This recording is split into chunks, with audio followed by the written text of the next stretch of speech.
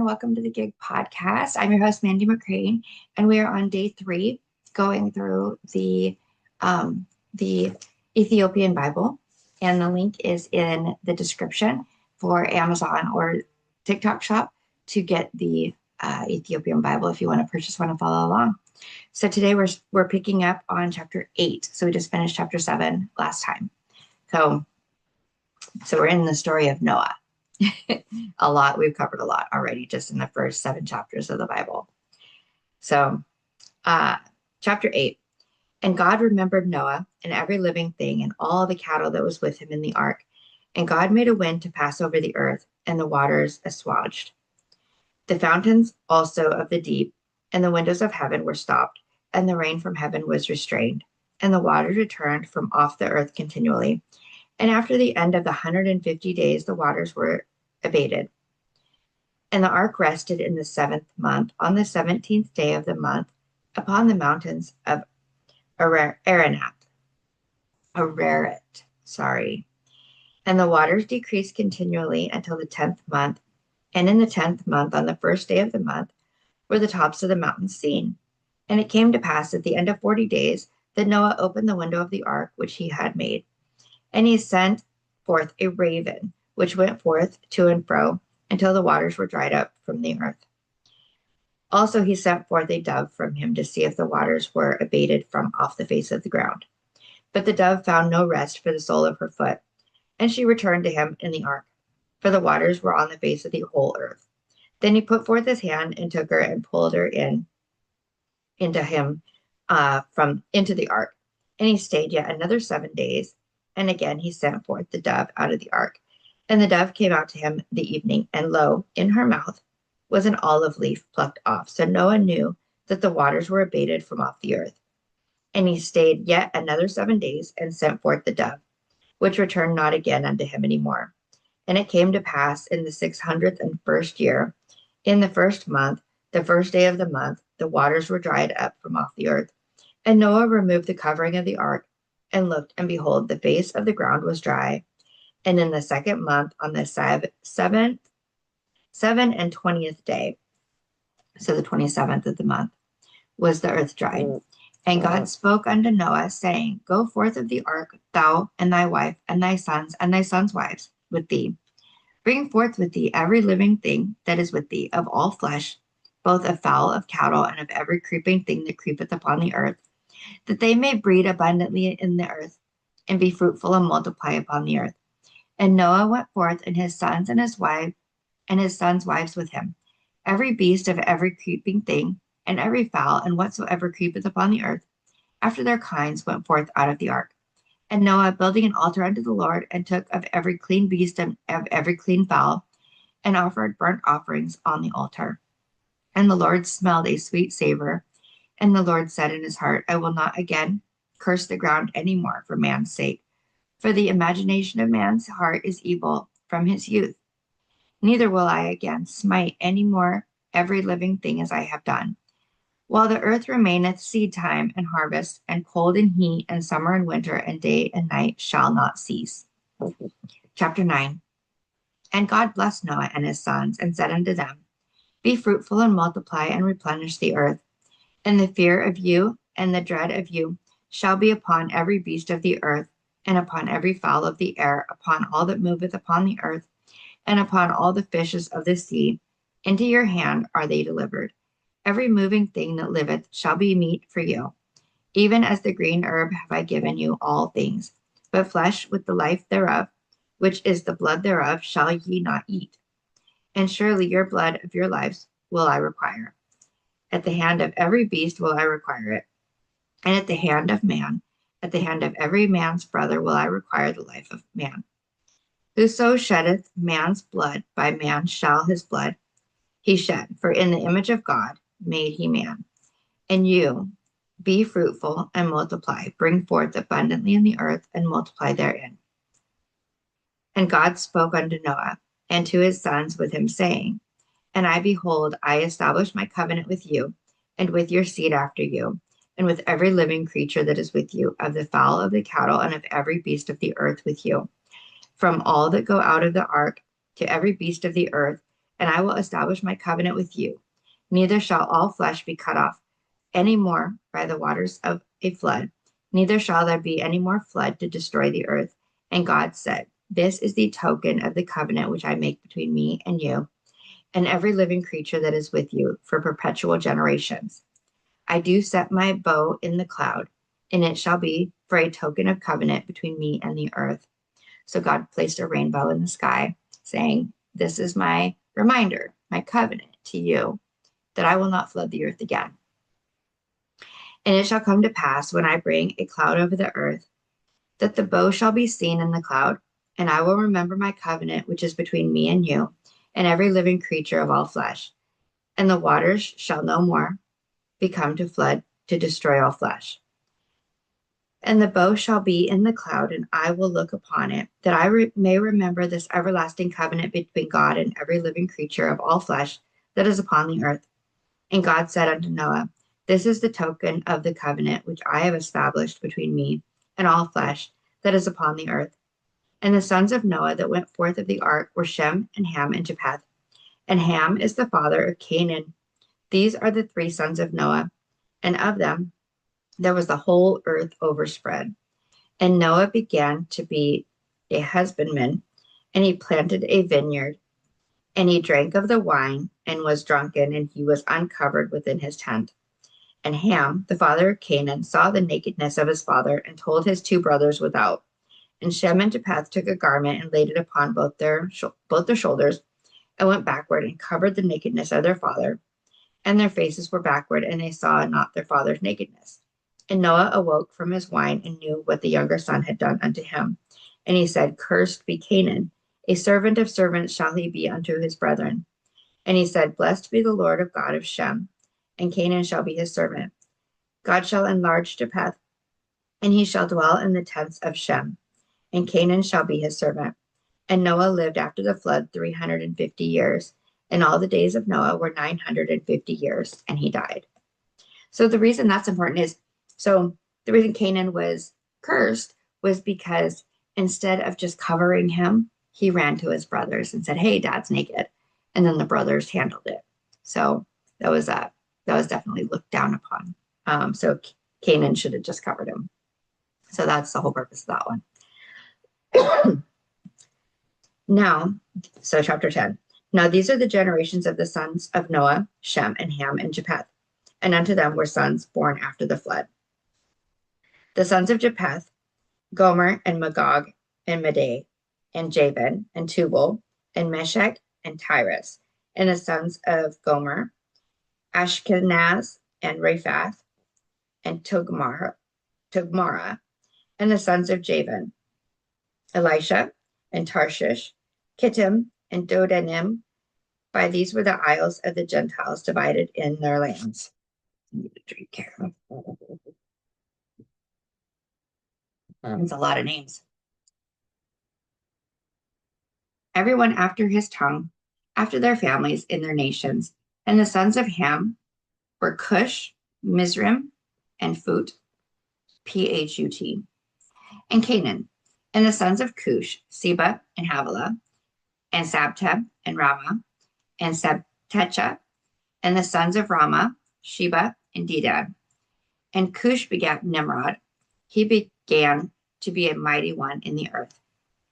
He was a mighty hunter before the Lord.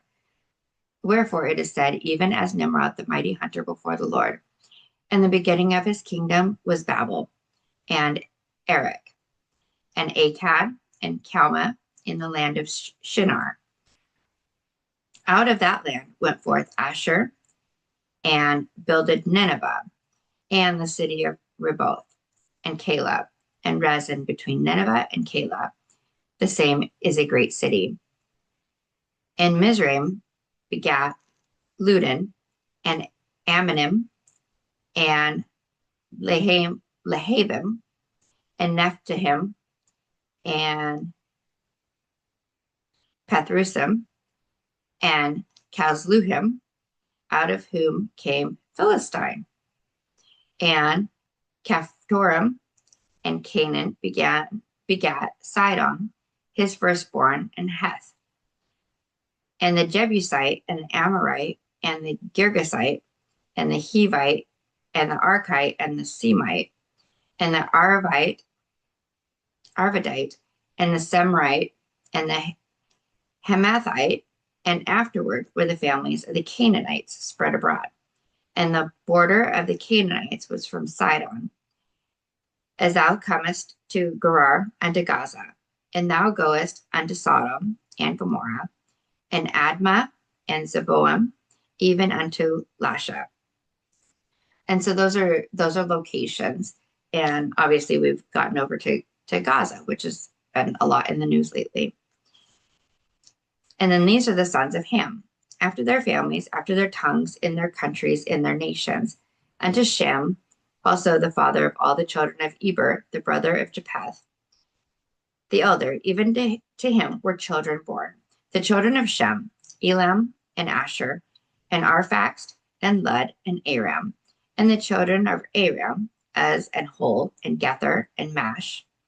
And Arphaxad began Selah, and Selah began Eber.